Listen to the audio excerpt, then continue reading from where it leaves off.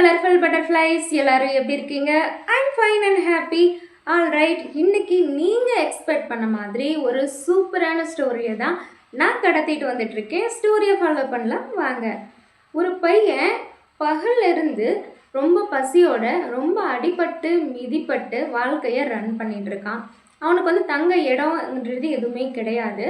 So அவன் night time வருது, அது குளிர் பிரதேசம் அப்படின்றதுனால அந்த நைட் டைமில் அவன் இருந்த பசிக்கும் அவன் வாங்கின அடிக்கும் அவனால் வந்து ஈடு கொடுக்கவே முடியல. ஸோ குளிர்ன்றது ரொம்ப அதிகமாக இருக்குது.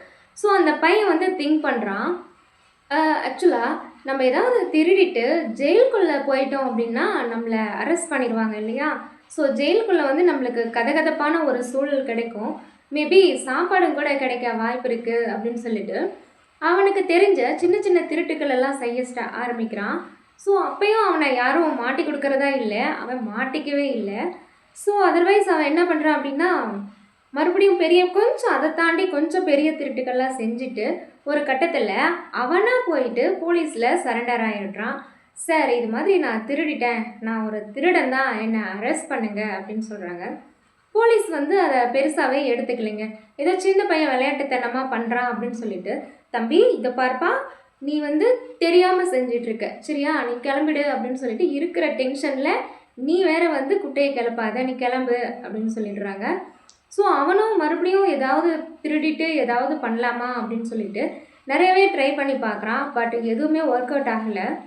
அப்புறம் கொஞ்ச நேரம் கழித்து அந்த நைட்டு கடுமையான குளிரை அவன் ஒரு வழியாக கடந்து வந்துடுறான். ஆஃப்டர் மார்னிங் என்ன நடக்குது அப்படின்னா, இரவு முழுசும் இருந்த அந்த குளிருக்கு அந்த சன்லைட்டு கொடுக்குற வெளிச்சம் ரொம்ப எதமாக இருக்குது. ஸோ இந்த சன்லைட் இல்லாததுனால தானே நம்ம வந்து நைட்டில் இவ்வளோ பெரிய கஷ்டத்தை கடந்து வந்துட்டு இருந்தேன்னு சொல்லிட்டு அந்த சன்லைட்டை அப்படியே ரசிச்சுக்கிட்டு இயற்கையை ரசிச்சுக்கிட்டு அந்த பகல் டைமில் ட்ராவல் பண்ணி போயிட்டுருக்கு. அந்த சமயம் பார்த்து கீழே வந்து ஒரு நல்ல விலை உயர்ந்த ஒரு பொருளை கீழே கிடக்குதுங்க. அதை எடுத்து கையில் வச்சுட்டு அப்படியே போகிறான். என்ன இது இவ்வளோ காஸ்ட்லியான பொருள், இது என்னவா இருக்கும் அப்படின்னு சொல்லிட்டு அவன் திங்க் பண்ணிட்டு போகிறான். அப்போ வந்து அந்த வழியாக போயிட்டு இருந்த போலீஸ் என்ன பண்ணுறாருன்னா, இங்கே வா, என்ன இவ்வளோ காஸ்ட்லியான திங்ஸ் உன் கையில் வச்சுருக்க, இதை எங்கே திருடுன அப்படின்னு சொல்லிட்டு அவனை அரெஸ்ட் பண்ணுறாங்க. பட் அவனுக்கு தேவை இப்போ வந்து அந்த அரெஸ்ட் கிடையாது இல்லைங்களா? அவன் அந்த இயற்கையை ரசிச்சுக்கிட்டு நல்லா உள்வாங்கிக்கிட்டு தானே போயிட்டு இருந்தான். அப்போ அவன் சொல்கிறான், அட பாவிங்களா, இதையே தான் நான் நைட்டு வந்து என்னை அரெஸ்ட் பண்ணுங்க, நான் திருடேன்னு சொன்னேன். பட் அப்பெல்லாம் என்னை விட்டுட்டு நான் இப்போ கீழே இருந்து எடுத்து இந்த பொருளை அதிசயமாக பார்த்துக்கிட்டு தான் போனேன்.